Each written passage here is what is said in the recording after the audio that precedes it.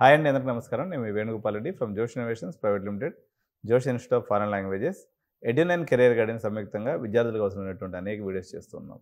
So Telangana intermediate విద్యార్థులందరూ ఎవరైతే TS ఎఫ్సెట్ రాశారో మీరందరూ కూడా రిజల్ట్స్ కోసం ఎదురు చూస్తున్నారు. ఆల్రెడీ 11 గంటల సమయంలో సీఎం రేవంత్ రెడ్డి గారు తన యొక్క నివాసం అయినటువంటి జూబ్లీ హిల్స్లో ఈ యొక్క రిజల్ట్స్ రిలీజ్ చేయడం జరిగింది. ఇందులో ఉన్నటువంటి హైలైట్స్ ఏందనేది ఈరోజు మనం ఈ వీడియోలో చూసేద్దాం. సో ఒకసారి కేటగిరీ అండ్ జెండర్ వైజ్గా తీసుకున్నప్పుడు ఎంతమంది అటెండ్ అయ్యారనేది నేను ఇప్పుడు మీ స్క్రీన్ మీద చూపిస్తూ ఉన్నాను. ఒకసారి మీరు అందరూ కూడా దీన్ని స్క్రీన్ షాట్ తీసి పెట్టుకోండి, ఎందుకంటే ఇది మీ రెఫరెన్స్ కోసం మీకు ఉంటుంది. చాలా ఉపయోగకరమైనటువంటి వస్తువు అన్నట్టు. సో ఇది ఎక్కడ న్యూస్ పేపర్లో కానీ యూట్యూబ్ ఛానల్లో కానీ రాదు, కాబట్టి తప్పకుండా స్క్రీన్ షాట్ తీసి పెట్టుకోండి.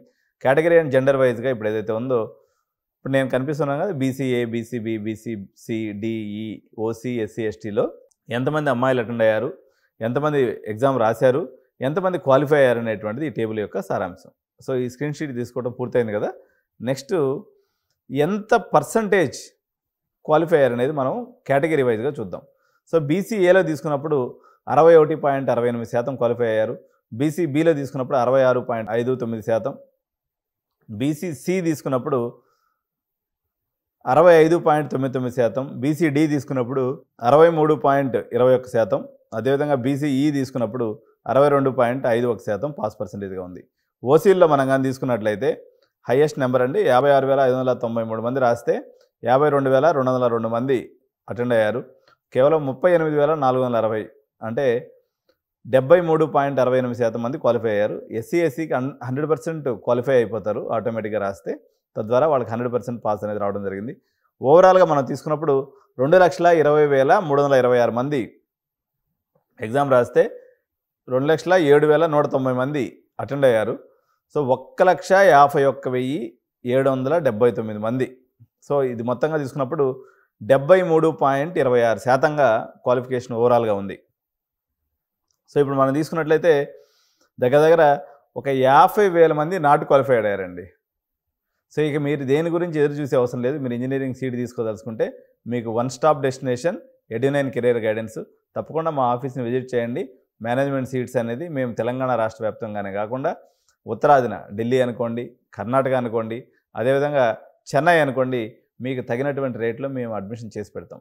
ఇంకొక ఇంపార్టెంట్ విషయం ఏంటంటే, ఇక్కడ చాలామంది నాట్ క్వాలిఫైడ్ పిల్లలు కూడా సార్ మాకు సిబిఐటీ కావాలా, వాసవి కావాలా, విఎన్ఆర్ కావాలని పేరెంట్స్ ఎప్పటికప్పుడు కాల్ చేస్తూ ఉంటారు.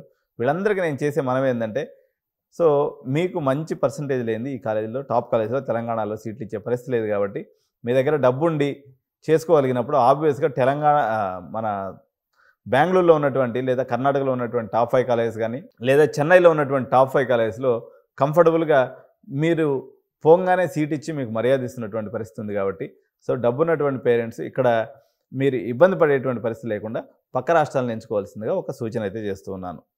సో ఒక్కసారి గత సంవత్సరానికి ఈ సంవత్సరానికి కంపారిజన్ చేద్దాము. సో కంపారిజన్ టేబుల్ షీట్ అనేది మీరు చూస్తూ ఉన్నారు కదా. సో 2025లో ఇప్పుడు మనం చెప్పాము 2,07,190 మంది అపీర్ అయ్యారు, అంటే ఎగ్జామ్ రాసింది. క్వాలిఫై అయింది వచ్చేసి 1,51,779 మంది. Total qualified percentage 73.26%.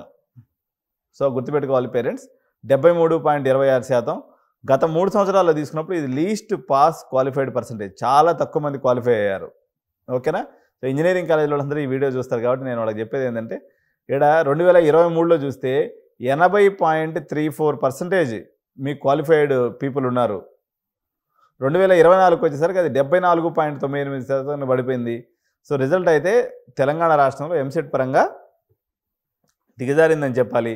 మేనేజ్మెంట్ సీట్లు అమ్ముకునే కాలేజీలకేమో పండగ, కౌన్సిలింగ్ సీట్ల కోసం ఎదురు చూస్తున్నటువంటి చిన్న కాలేజీలకేమో ఇది చాలా విఘాతం అనే చెప్పాలి. ఎందుకంటే మల్లారెడ్డి సారు 10,000 సీట్లతో, గురునానక్, శ్రీనిధి వాళ్ళు 6,000 సీట్లతో, అదేవిధంగా కావేరీ యూనివర్సిటీ అండ్ ఎంఎన్ఆర్ఓలో వచ్చేసి మరో 2,000 సీట్లతో, అరోరా యూనివర్సిటీ అండ్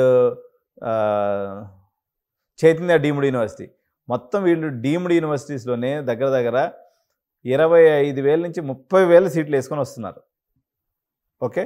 కాబట్టి యూనివర్సిటీలకి అయితే పండగ వాతావరణమే ఉంటుంది. ఈ 4-5 రోజుల పాటు బాగా అడ్మిషన్లు అయ్యే అవకాశం ఉంది. సో తక్కువ బడ్జెట్లో ఉన్నటువంటి పేరెంట్స్ కౌన్సిలింగ్ కోసం ఎదురు చూసే అవకాశం లేదు. కాబట్టి ఈ 50,000 మంది పేరెంట్స్ యూనివర్సిటీస్లో సీట్స్ తీసుకుంటే మీకు తక్కువ ఖర్చుతో డొనేషన్ లేకుండా ఫీజు తీసుకోవచ్చు. ఎంత నుంచి స్టార్టింగ్ ఉంటుంది? 1,50,000 నుంచి స్టార్ట్ అయ్యి 1,30,000 కూడా సీట్ ఇచ్చే కాలేజీలు చాలా ఉన్నాయి.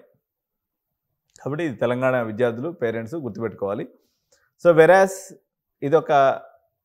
ఇదండి. ఇప్పుడు 2024 మళ్ళీ ఒకసారి చెప్తున్నా, 74.98% పాస్ పర్సెంటేజ్ ఉంది. 2023లో తీసుకున్నప్పుడు 80.34%. సో ఇంక్రిమెంట్ ఏమైనా అయిందా రాసే పిల్లల్లో తీసుకున్నప్పుడు? మనం గత సంవత్సరం తీసుకున్నట్లయితే 2,40,000 మంది రాశారు. ఈ సంవత్సరం 2,07,000 మంది రాశారు. దగ్గర 40,000 మంది పిల్లలు తగ్గిపోయారు. ఎందుకు? ఈ ఆంధ్ర పిల్లలు రాయలేదు ఈ సంవత్సరం. ఎందుకంటే వాళ్ళకి ఇక్కడ ఇది ఫీజు రీయింబర్స్మెంట్ కానీ లేకపోతే కౌన్సిలింగ్లో పార్టిసిపేట్ చేసే అవకాశం మన రేవంత్ అన్న గారు ఇవ్వలేదు కాబట్టి, వాళ్ళు ఎవరు అటెండ్ అయ్యలేదు కాబట్టి న్యాచురల్గా సంఖ్య తగ్గింది. కానీ ఓవరాల్ బీటెక్ చదివే పిల్లల సంఖ్య చూసుకున్నప్పుడు అప్పటికి ఇప్పటికి సేమ్గా ఉంది. సో 2023లో వచ్చేసి ఎక్కువ మంది రాయలేదు ఆ సంవత్సరం.